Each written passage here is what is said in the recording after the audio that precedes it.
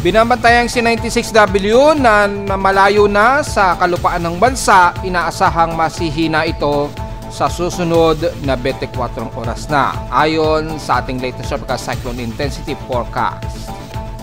Kaya nalalabi ng bansa bagamat mas katamtaman at most fairly weather tayo at gloomy, inaasahan lamang ang mga isolated rain showers ang iiral silang bahagi ng Luzon at Mindanao area. Visayas area at South Luzon, bagamat katamtaman, may mga isolated rain showers din ang inaasahan ngayong araw.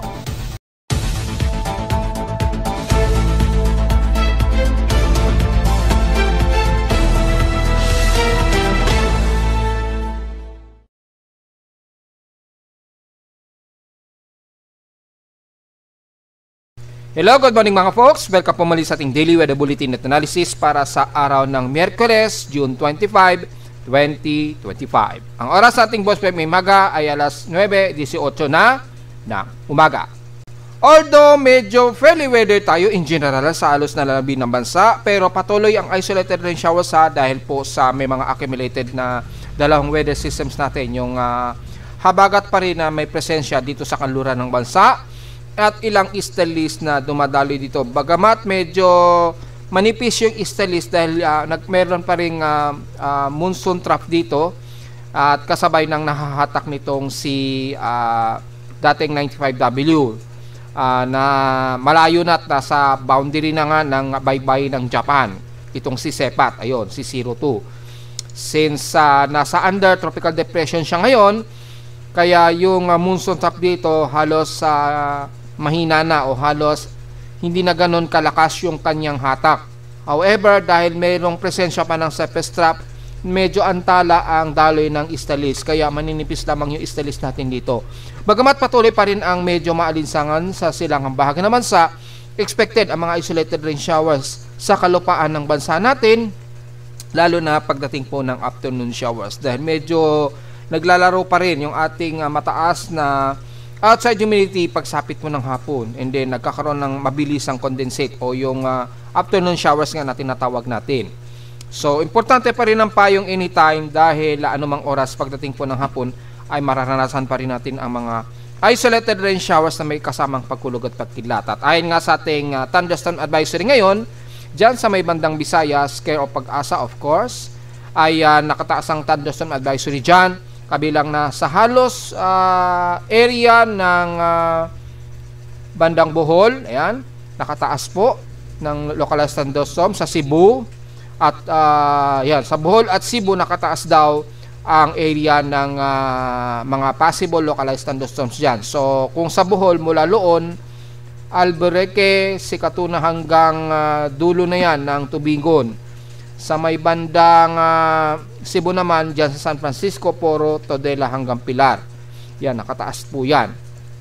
At sa the rest ng Visayas, kasama na ang Eastern Visayas at West portions ng Visayas, nakataas din since 8:31 ngayong umaga. So 8:52 ang huling latest thunderstorm advisory na dated at reported data feed di Pag-asa. So sa mga nasa Visayas ngayon, medyo alisto tayo sa mga posibleng pagkulog at pagkidlat dyan, lalo na mamayang hapon. Sa ating current conditions of forecast, gloomy haze at few clouds po umiiral ngayon dito sa amin sa Caloocan. So medyo maaraw na naman tayo ngayong umaga, pero as expected mamaya magiging gloomy na naman yan at asahan na naman pagsapit mo ng bandang tanghali at bandang hapon ay magiging makulimlim na naman tayo at may mga expected na mga isolated rain showers. Bagamat hindi naman kami inulan dito sa Caloocan since kahapon. Sa lowest temperature na itala, naka-weather station, kaninang 5:24 AM, nakapagtala kami ng lowest of 26.2 degrees Celsius. Kahapon, medyo mainit ang aming air temperature, 34.7 degrees Celsius. Kahapon ito ng tanghaling tapat at 12:38 PM. So, mataas ang naging heat index namin halos at 48.5 degrees Celsius. Ang aming naging init pandama since kahapon. Kung sisilipin naman natin sa heat index, forecast natin at kasalukuyan as of 7:59 ngayong umaga, ang naitala pa lang namin sa aking weather station, 38.2 degrees Celsius, extreme caution na kagad ito na init pandama. Pero sa forecast, 37 degrees Celsius lang daw ang inaasahan ngayong 9 o'clock ng umaga. Yan, nakikita niyo yung oras. Yan. So 37 degrees Celsius daw ang ina-expect na magiging forecast namin ngayong umaga. Pero sa maghapon, mukhang aabot pa kami sa hanggang 42 degrees Celsius mamayang tanghali hanggang alas 2 daw yan ng hapon. So mukhang magiging mataas ang ating heat index sa Metro Manila. Kahit bahagya. Sa ilang bahagi naman ng bansa, pahapyaw lamang 37 degrees Celsius ang inaasahan sa bandang Ilocos Norte at aabot na sa pinakamataas hanggang 39 degrees Celsius mamayang tanghali hanggang alauna ng hapon. So mapapansin natin bahagyang mababa yung forecast ng heat index sa Ilocos region. Sa bahagi naman ng Tuguegarao, expected heat index 41 degrees Celsius po, pero aabot pa yan sa napakamainit na heat index 46 degrees Celsius po starting ngayong tanghali hanggang alas 2 daw yan ng hapon. So magiging mas maalinsangan na naman dyan sa may bandang Tuguegarao. So take note sa mga kababayan natin dyan ha sa Tuguegarao o sakop ng Cagayan Valley. Sa Santiago naman, Isabela, 38 degrees Celsius ang extreme caution o heat index forecast ninyo dyan. So mukhang magiging mainit din ang inyong heat index na aabot sa maximum 47 degrees Celsius starting mamayang alauna hanggang alas 2 daw ng hapon. So mukhang magiging maalinsangan tayo ngayong araw. Sa bandang Dagupan naman, inaasahang heat index ngayon sa inyo ay aabot ng 37 degrees Celsius pero aabot pa hanggang 42 degrees Celsius yan ngayong 11 hanggang alas 12 ng tanghali. Sa bandang Batangas City naman, naasahang heat index sa inyo ay nasa 39 degrees Celsius pero papalo pa yan hanggang 41 degrees Celsius ngayong alas 10 hanggang alas 11. And then mukhang yan na yung magiging pinakamataas na heat index ninyo dyan sa Batangas area ngayong araw. So despite na umaabot sa 40 plus mga folks, pero mapapansin natin bahagyang mababa na yung heat index. Hindi naramdam yung pagiging hot dry season masyado. Sa bahagi naman ng San Jose Occidental Mindoro, makikita 36 degrees Celsius po ang kasalukuyan nyo yung forecast na heat index. Pero papalo pa yan sa 40 degrees Celsius mamayang 11 o'clock. So mapapansin natin dito medyo mababa rin ang forecast ng heat index ngayon sa Mindoro. Sa bahagi naman ng Cebu na expected na heat index sa inyo dyan, ang pinpoint natin ay Cebu City mismo ay 39 degrees Celsius pero papalo din yan sa hanggang 42 degrees Celsius ngayong 11 o'clock. So mukhang bahagyaring mababa na rin ang heat index. Kagaya lang din isang araw. Sa Mindanao naman, sa Davao City, well, mababa ang kanilang heat index pero papalo pa yan hanggang 35 degrees Celsius starting ngayong tanghali, 12 o'clock onwards. So medyo bahagyang tumataas ang kanilang heat index although acceptable pa rin ang katawan yan. Sa Zamboanga Peninsula naman ay nasa 35 degrees Celsius ang expected forecast ng heat index pero papalo pa rin daw ng hanggang 37 degrees Celsius yan ngayong 11 hanggang 12. And then all the way hanggang maghapon magiging mababa na ang inyong heat index. So wala tayong magiging problema sa parting Mindanao. Bandang Luzon lamang hanggang siguro hanggang Visayas na pumapalo pa rin sa more than 40 degrees Celsius ang inyong heat index. Although hindi na ganun katindi ang init na dala ng ating alinsangan. Samantala kung itatawin natin sa PX Extremes in past 24 hours, ang Tuguegarao pa rin ang nangunguna sa may pinakamainit na temperatura, 35.4 degrees Celsius. Alos pangalawa lamang kami sa Caloocan na 34.7 degrees Celsius. So sa highest Tuguegarao, sa lowest naman ang Baguio City pa rin na stationary at 17 degrees Celsius. At sa Inulan, ang Baguio City pa rin nakaranas ng 46 mm na total rainfall sa kanila. Wala kami na italang pag-ulan sa amin sa Caloocan. Halos maghapon makulimlim lamang at very gloomy lamang ang naranasan namin maghapon sa Caloocan. Pero hindi kami inulan. Outside humidity, moderate tayo, 75% at 3% ang ibinaba nito since last hour. So watch out po sa posibleng malagkit-lagkit na alinsangan kapag pumalo ng mas mataas ang ating outside end temperature. Sa ngayon, 31 degrees Celsius pa lamang yan. So kaya-kaya pa yan. Huwag lang pumalo ng 33 degrees Celsius. Pag pumalo na ng 33 degrees Celsius yan, pataas, na mataas ang ating outside humidity, ay asahan na natin, malinsang at malagkit-lagkit na naman ang pawis na mararamdaman na natin sa Metro Manila na naman. So, tingnan-tingnan natin yung temperatura. Okay lang kung tumaas yan, basta yung humidity bumaba naman, maging drier. So, yun po ang dapat na pagtuunan natin ng pagbabantay. Sa ating atmospheric pressure, so far, 1,009 hectopascals. Instead ito since last hour. So, medyo moderate, alanganin lamang. Sa high tide low tide status, maximum high tide tayo. So mga bandang alas 5 o quarter o alas 6 o'clock PM, mag-low tide po ito. So tingnan natin yung sea level, kung magiging mataas ba ang sea level natin. Kaninang 8:46 AM. So kaka-maximum lang natin na more than 1.5 meters ang taas. So ibig sabihin napakalalim yan. Malalim po ang sea level natin ngayon sa pangpang ng Manila Bay at sa halos buong baybayin natin sa bansa. So sa mga chikiting natin, huwag kayong maligo mag-isa. Delikado pong maligo kapag ganyan kataas ang sea level, ha. At sa mga papalaot, sa mga mangingisda natin, medyo good news. However, medyo alalay lamang tayo dahil mayroon tayong umiiral na gale force winds. So double check natin kung mataas yung ating mga alon gamit ang ating tropical cyclone assessment monitoring in significant wave height. Well, kalmado naman ang ating karagatan. Yung hangin lamang na dala ng habagat sa kanluran at yung easterlies naman sa may bandang silangan, ang medyo pang-ingatan natin dahil magbubunsod pa rin yan ng gale force winds. So yun lamang ang medyo pagkaingatan natin sa mga papalaot ngayong araw, ha. So yun lamang. At sa atin namang almanak, ngayong araw sumikat ang haring araw kaninang 5:29 AM at ninasang lulubog ito mamayang 6:28 PM. New moon po tayo, so wala tayong may report ng moonrise and moonset, pero ang kasalukuyang position ng moon kahit na new moon ito, naka-moonrise pa lamang ito. At 57 degree pa lamang. So kakaangat lamang ng ating buwan. Although nasa dark side siya, kaya naka dark face, ibig sabihin hindi natin kita, blanco dito sa atin sa Earth. So new moon kasi po tayo, zero illuminated o nasa nakatalikod siya ngayon. Yun ang pinakamadali para maintindihan natin. Sa local weather outlook, ngayong Miyerkules hanggang bukas ng Huwebes, partly cloudy pa rin ang ating maghapon. At asahan pa rin ang mga possible thunderstorms, especially sa hapon, ha, at sa gabi po. Na 100% chance daw ang nakataas na forecast dito sa Metro Manila o Karatig Metro Manila. So take note na lamang, lalo na sa mga afternoon showers na mararanasan natin. Importante pa rin ang pahayong mga folks. At bukas ng Huwebes, ganun din, almost stationary, na may 87% chance of rain. So, ganun din. May mga localized thunderstorms tayo pagsapit po ng bandang hapon.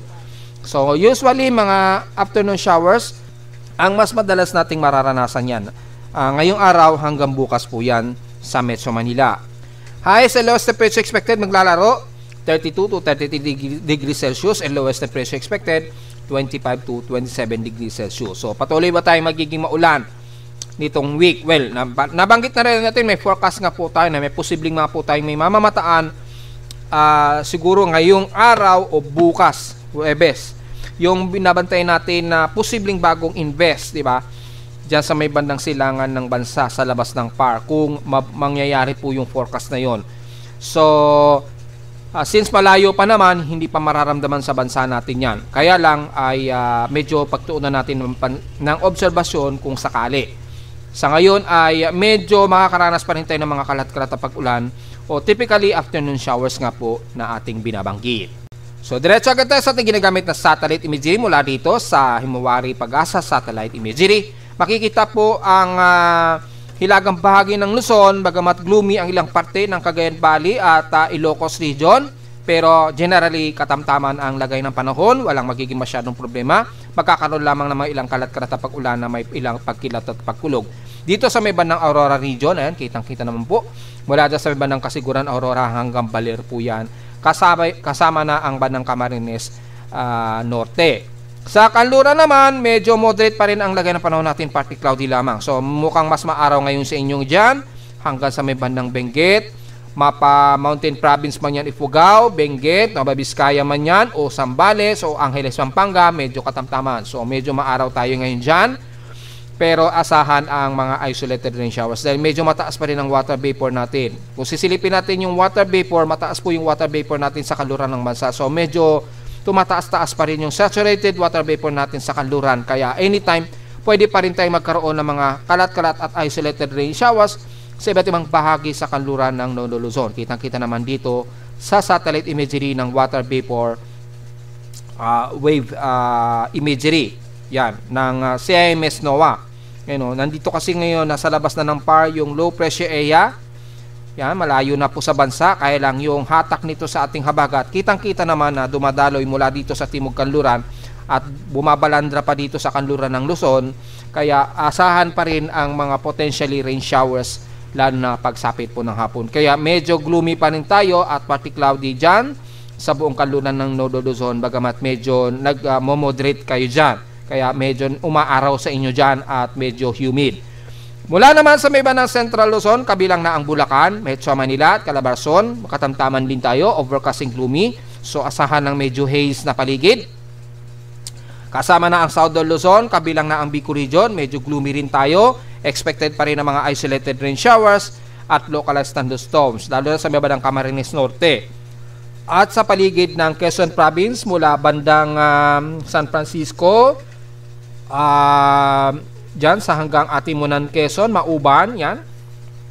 Kabilang ng ang bandang Alabat ay asahan na medyo gloomy, so expected ang mga isolated rain showers. Bagamat medyo mas maaraw pa rin ang umira sa buong Bicol Region, mapapansin natin sa satellite imagery, very gloomy rin ang paligid, kaya expected din ang mga isolated rain showers pagsapit po ng bandang hapon o gabi. Kung sisilipin naman natin sa Himawari satellite imagery ng Japan Meteorological Agency, kung sisilipin natin ang heavy rain potential, kung maglo-load, medyo matagal lang ng konti dahil yung framing nire-refresh automatically ng aking webpage, and then automatic maglo-load. Ayan, so makikita natin may mga ilang heavy rain pa na umiiral dito sa may bandang Dinalungan or bandang Kasiguran, Aurora po.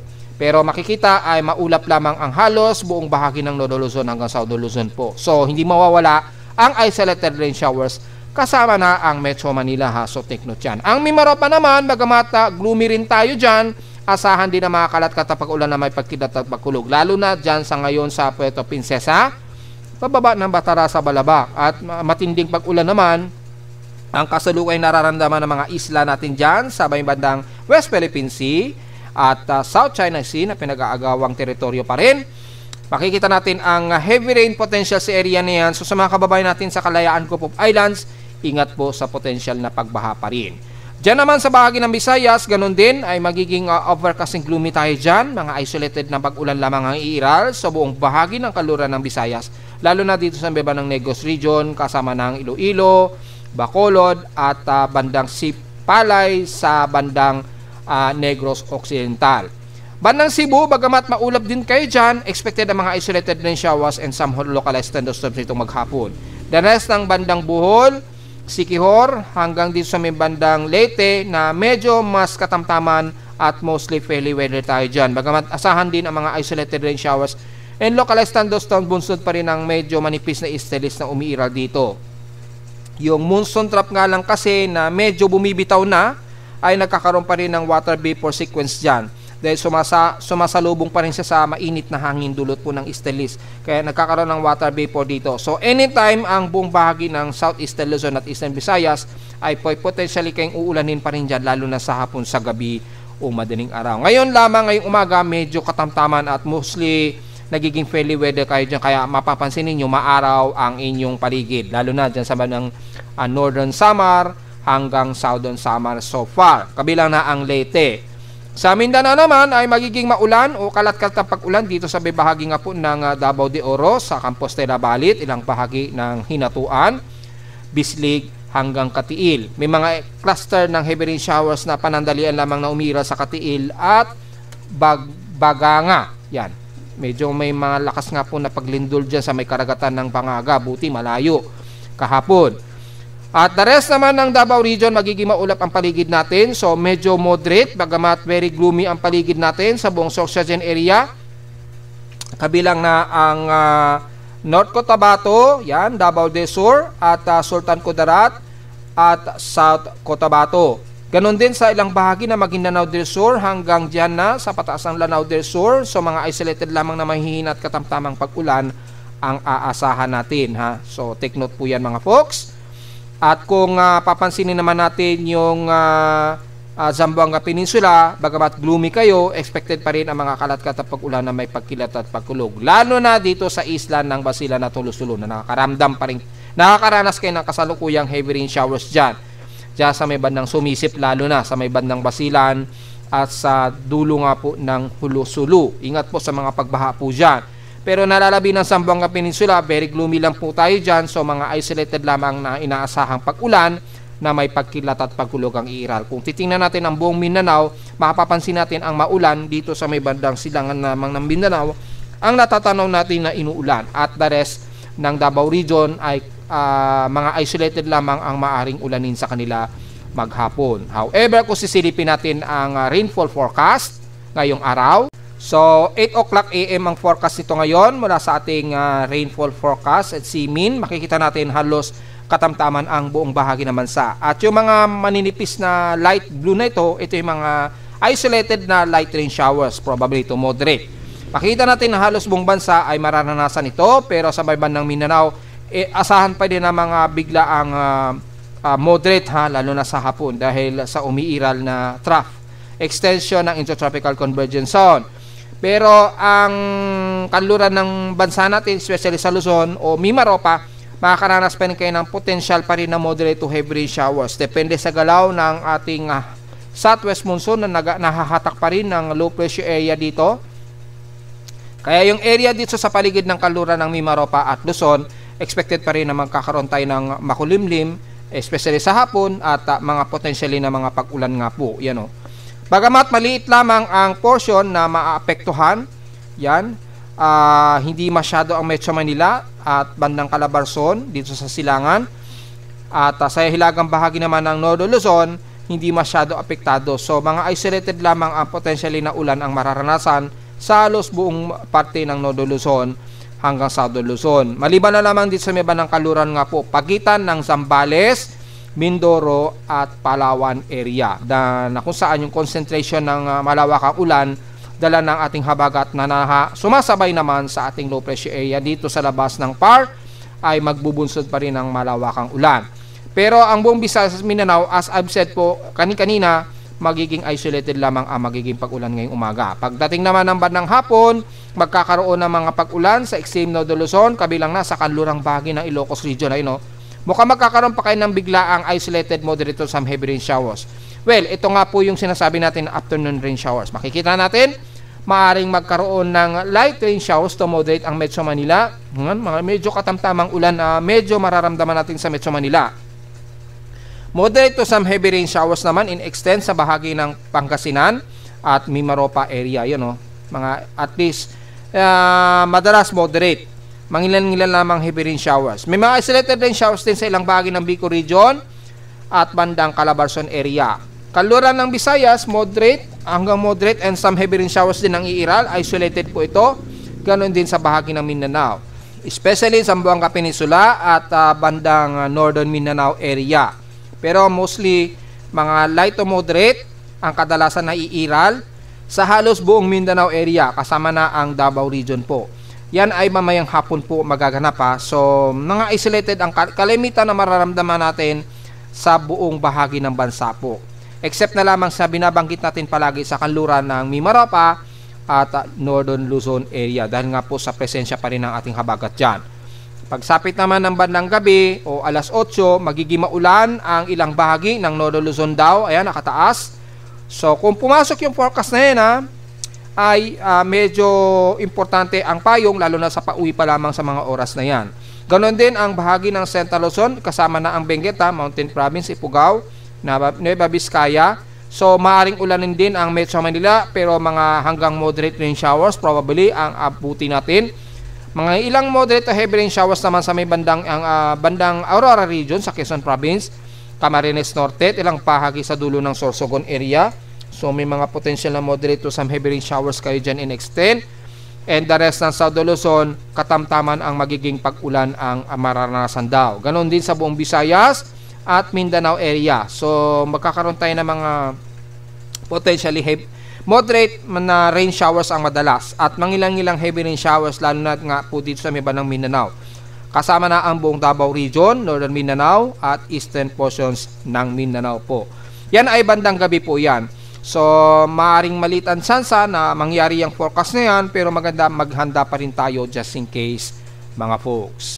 So, Tingnan naman natin, kamusta natin ang lagay ng ating computer-generated tropical cyclone sector. Well, si Sepat ay under tropical depression category na siya. Humihina na po siya habang lumalapit dito sa may bandang Southern Japan. Ayan o.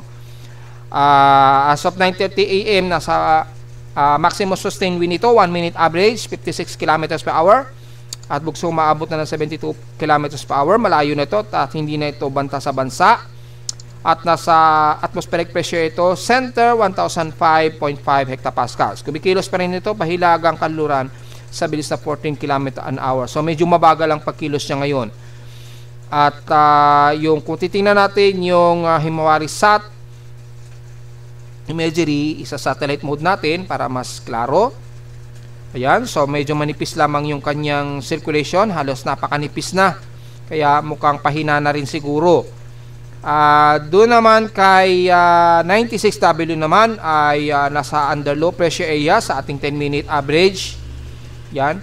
Pero kung titingnan natin yung kanilang Spaghettios Tropical Cyclone Intensity Forecast ay for the next 24 hours ay nasa below tropical depression na to. So low pressure area na siya. Nitong next 12 hours. And then for the next 24 hours ay mukhang tuluyan na itong mananatiling magiging mahina. And then sa susunod na 48-hour period ay tuluyan na itong mas hihina pa na magsisimula sa pinakamababa 37.5 km per hour and then bababa na sa 29.6 and then all the way hanggang sa 2.5 days hanggang within 3 days magiging mas mahinang low pressure area na lamang siya according dito sa latest forecast natin ng tropical cyclone intensity. Si Sepat naman, kung titingnan natin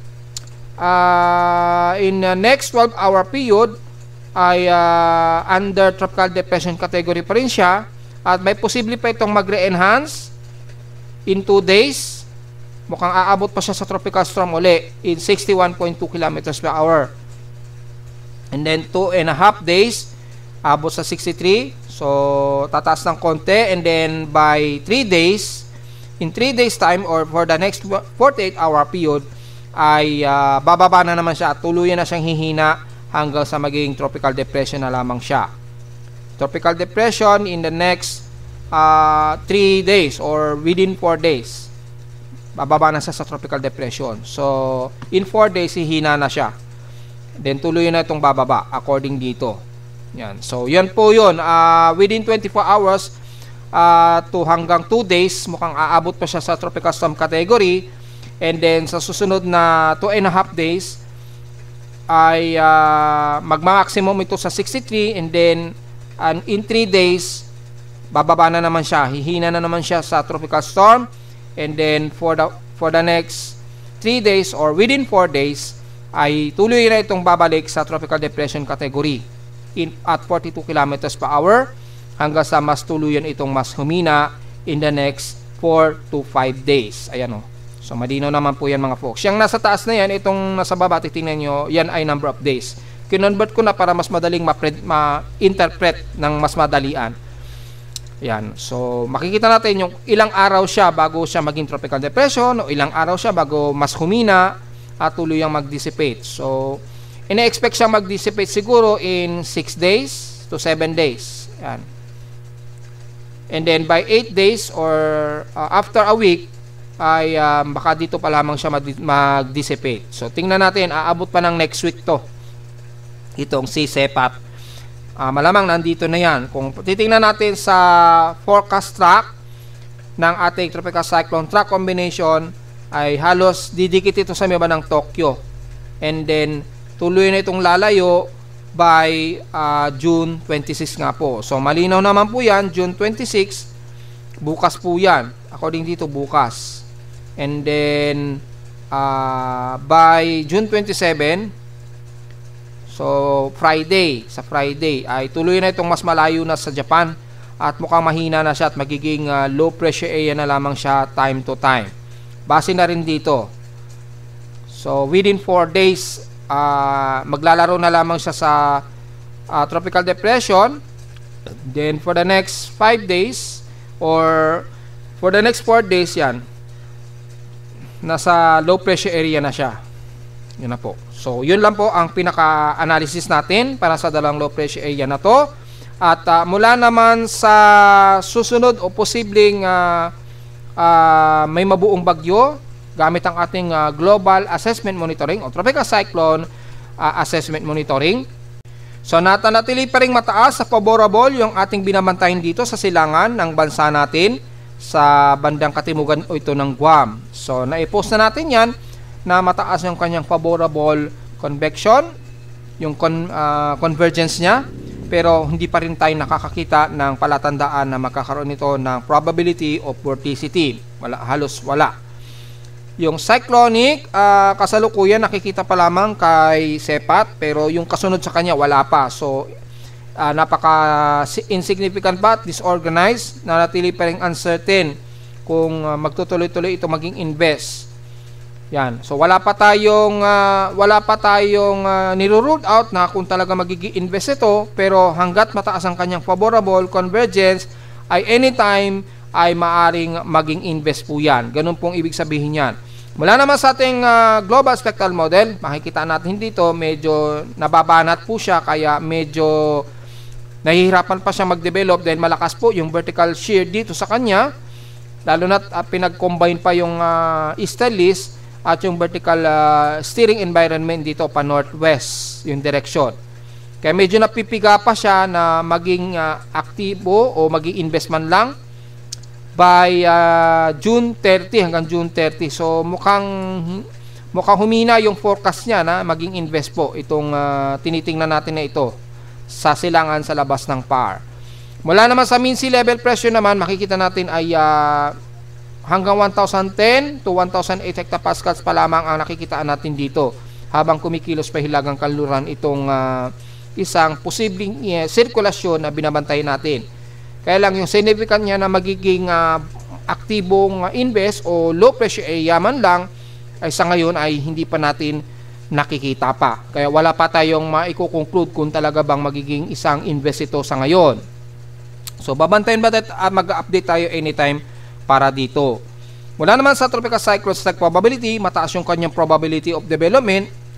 Yung kanyang strike probability napakataas na rin. Ayan o, makikita natin na sa 70% yung chance niya. Ito kasi si Sepat. Yan, nasa may bandang Tokyo na nga siya dadaan, then pahilagang silangan. Ito naman si 96W. Ayan na nga, patungo nga siya ng bandang Hong Kong or bandang Hainan.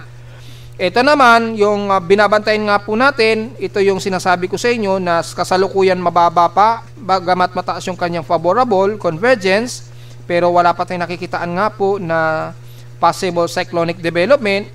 So, medyo yung spot niya dito, nagmo-moderate na rin, ayan. Nagmo-moderate na rin siya kahit papaano, kaya lang yung kanyang cyclonic relativity mababa pa, hindi pa masyado certain. Meron dito mataas, so malamang ito yung magiging yung galaw kasi nung kanyang vertical wind shear, napakalakas kasi dito sa bandang timog silangan, kaya yung forecast niya masyadong ahead oh. So titingnan natin dahil lumalabas kasi sa tropical cyclone activity ng Genesis ay nasa 70% chance na magiging isang aktibong low pressure area daw ito. Kung hindi man, yung surface trap niya ay mabubuo. Wala pa masyadong epekto sa Pilipinas. Ayan o, hindi pa tayo maapektuhan yan masyado. So, mga ilang araw, magiging maganda pa ang ating panahon sa Pilipinas. Within 72-hour period po yan. Pero kung titingnan natin in T96-hour period or bukas, June 28, hanggang 8 PM, titingnan natin yung development ay pataas pa rin o patuloy pa rin na mataas ang kanyang development. So mga ilang araw pa na under observation ito hanggang 120-hour period, and nandyan pa rin siya sa may bandang Guam. Pero makikita ninyo, kumikilis ito pahilagang kanluran. So tingnan po natin at mag-update tayo anytime dahil hanggat hindi pa tayo nakakakita ng mataas o kahit man lang moderate, although may moderate na dito, pero yung possible of strong development ay hindi pa natin masyado nakikitaan. Pero candidate o posibleng candidate nito as invest low pressure area na. Medyo yung cyclonic development medyo improve na rin. Although disorganized nga po yung kanyang horizontal anomaly dahil malakas po yung horizontal wind flow dito ng easterly trade wind. So, tingnan natin dahil hanggang June 30 po ay na-expect pa natin na under observation ito pero mataas. Naglalaro sa 50 to 70% yung tsansa ng tropical cyclone development na ito.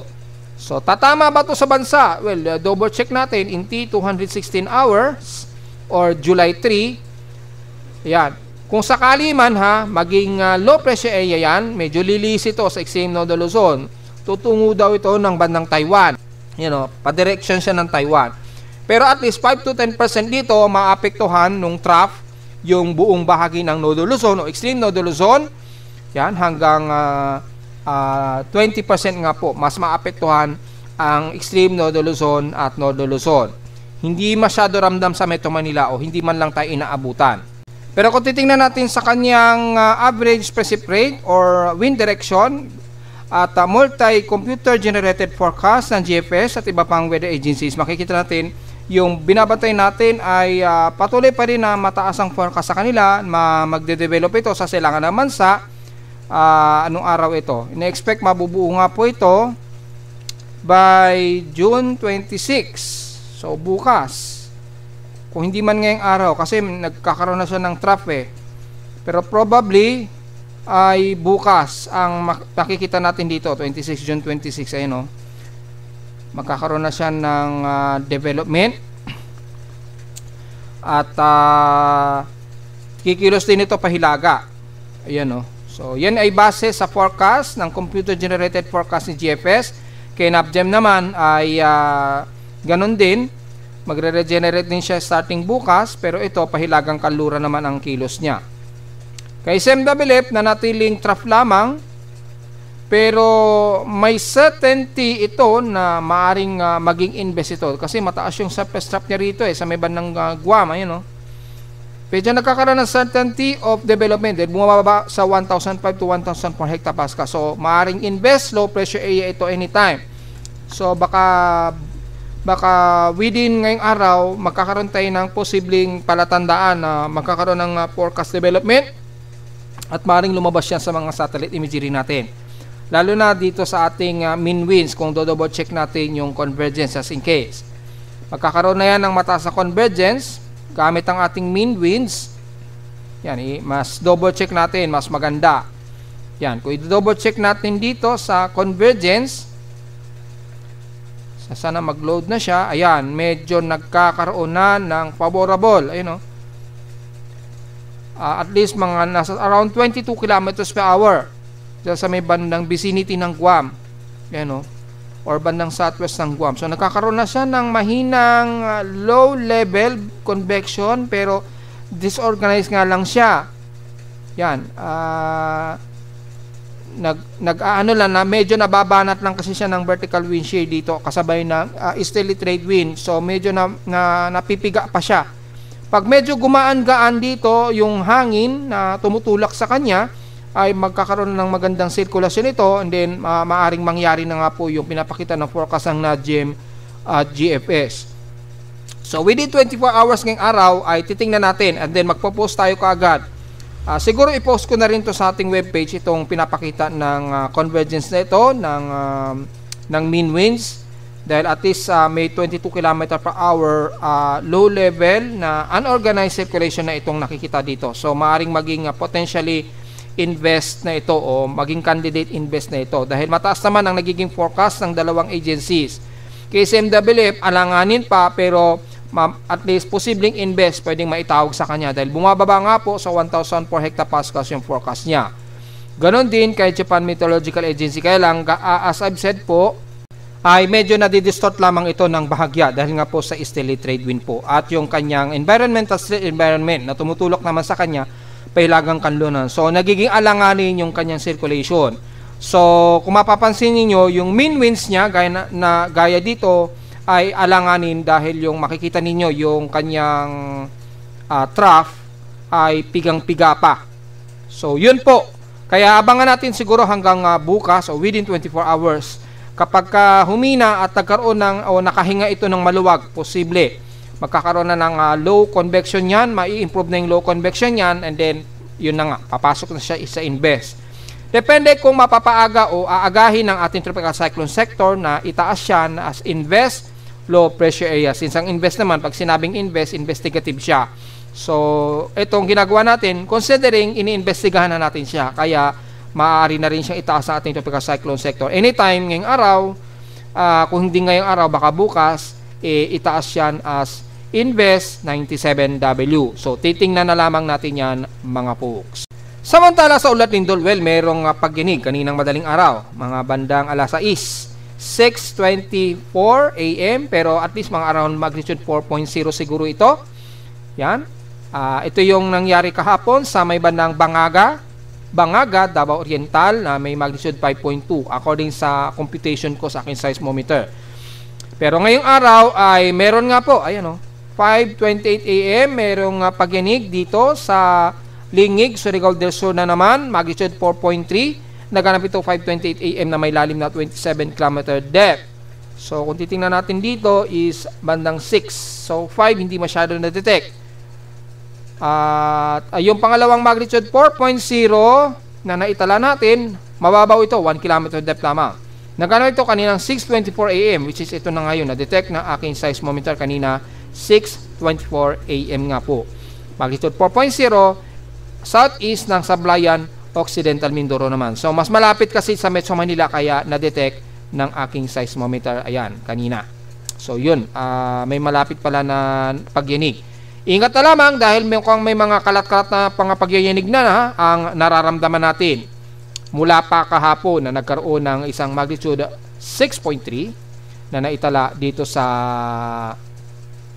East ng Bangaga, Davao Oriental nga po. Ayan. So, malinaw po yan mga folks ha. Yan. So, malinaw po yan sa ating computation. Buti sa malayo at nasa bandang karagatan ito ng Davao Oriental, malayo-layo. Kaya hindi masyado naging epekto. At least nagkaroon tayo ng isang magnitude 6.0 ngayong buwan. At kung titingnan naman natin yung ating historical earthquake data for the month of June, kung ilan na ang magiging total earthquakes natin. Yan, i-load po natin. So, nasa total of 919 earthquakes na po tayo. So, mukhang mas magiging marami ang earthquake ng month of June. 878 dito is magnitude 2.0 pataas, 36 sa magnitude 4.0, at 4 ang ating magnitude 5.0 na, at isang magnitude 6.0 which is naganap nga po kahapon sa Bangaga, Davao Occidental. Yan. So nagkaroon tayo ng isang magnitude 6 at 4 na magnitude 5. Naungusan na niya yung mga paglindol nung nakaraang buwan po, na mayroong 3 magnitude 5 at walang recorded of magnitude 6.0 pataas. So mag-ingat po mga kababayan natin, lalo na sa parte na ng Luzon. Medyo yanigin na kabilang na ang dyan sa may bandang Cordillera Administrative Region at bandang southeastern part ng Mindanao pa rin. So medyo ready dyan mga folks. At narito naman natin 3-day weather forecast para sa araw ng Miyerkules, June 25, 2025.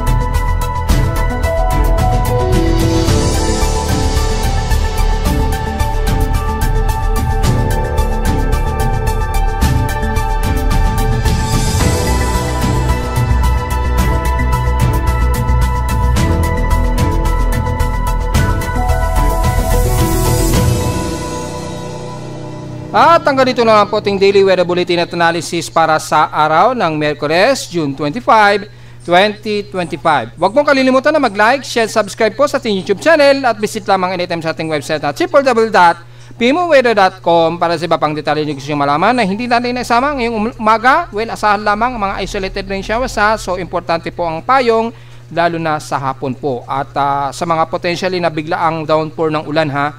At visit lamang sa ating website sa gusto malaman pa rin ang pinaka-dynamic events mula sa reading mismo na aking weather station sa Caloocan at sa data feeds mula sa iba't ibang weather agencies. Maraming salamat po mga folks at magandang araw po sa ating lahat.